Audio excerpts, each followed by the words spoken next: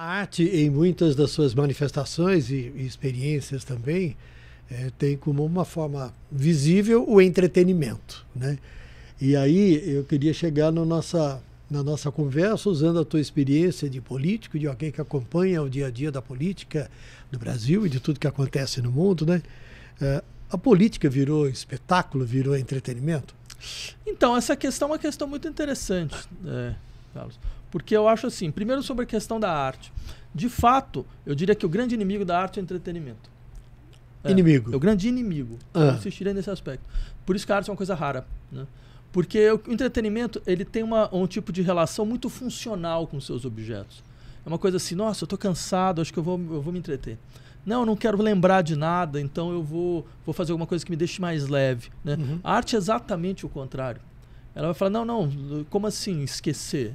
Não é possível esquecer. Quer dizer, esse esquecimento faz parte também de tudo aquilo que você não quer lembrar. Ou seja, esse esquecimento é o que produz essa ideia de que você pode esquecer por algum momento e se livrar por algum momento das preocupações.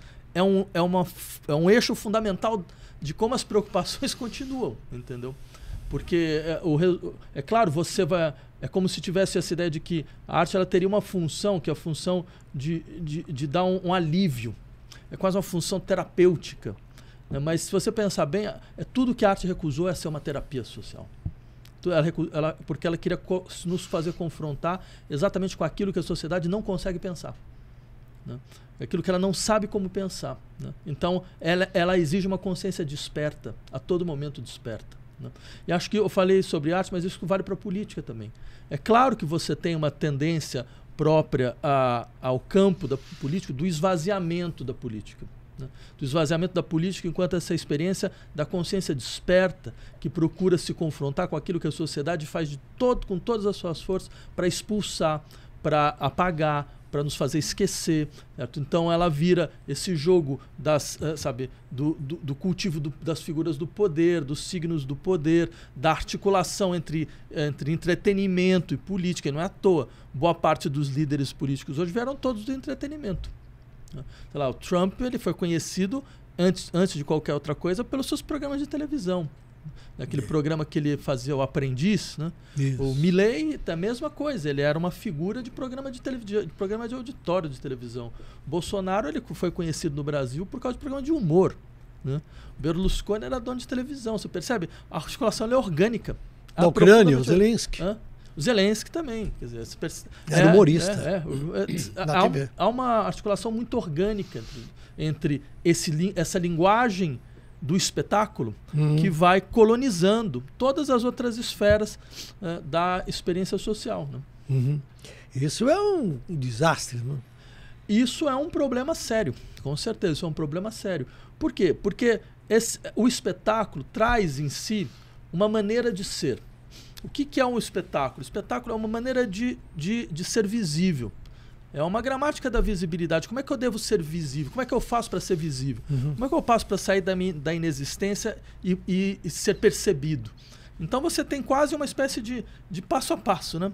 Então, olha, como é que você faz? Você precisa ter mais impacto, você precisa saber utilizar provocação, você precisa utilizar essas fórmulas muito funcionais que as pessoas elas já ouvem imediatamente. Quer dizer, você precisa jogar com tempo limitado, com tempo curto, certo? Tudo isso que, bem, pode funcionar para vender um sabão em pó, pode funcionar para vender o carro, certo? Mas, bem, quando você vai discutir, afinal de contas, o que é nossa experiência de liberdade, o que é nossa experiência de igualdade, emancipação, questões políticas fundamentais, é catastrófico. É catastrófico, né?